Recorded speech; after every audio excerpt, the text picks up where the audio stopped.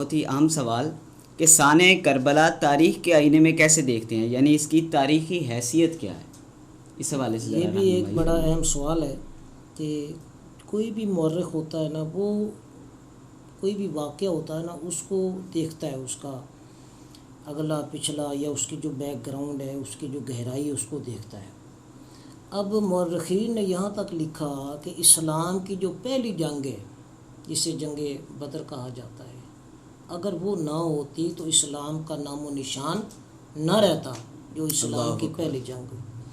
اگر اسلام کی یہ جنگ کربلا نہ ہوتی تو اسلام کا نام و نشان نہ اللہ رہتا۔ اکبر، بے شک۔ آج اگر اذانیں ہو رہی ہیں، ممبروں پر رونق ہیں، محافل ہو رہی ہیں، اللہ اور اس کے رسول کی بات ہو رہی ہے، یہ ان دو جنگوں کا رزلٹ ہے، وہ صلہ ہے جو اللہ تعالیٰ نے ہمیں بے عطا شک، فرمایا۔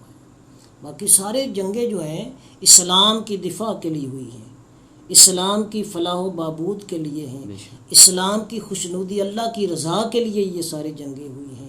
لیکن خاص کر جو جنگ بدر ہے اور جنگ کربلا ہے، اور جنگ کربلا اگر نہ ہوتی تو آج وہ آپ نے جس طرح شعر میں شروع میں کہا کہ ہر گھر میں یزید ہوتا، ہر جگہ پر یزید ہوتا، تو یہ صورتحال ہوتی۔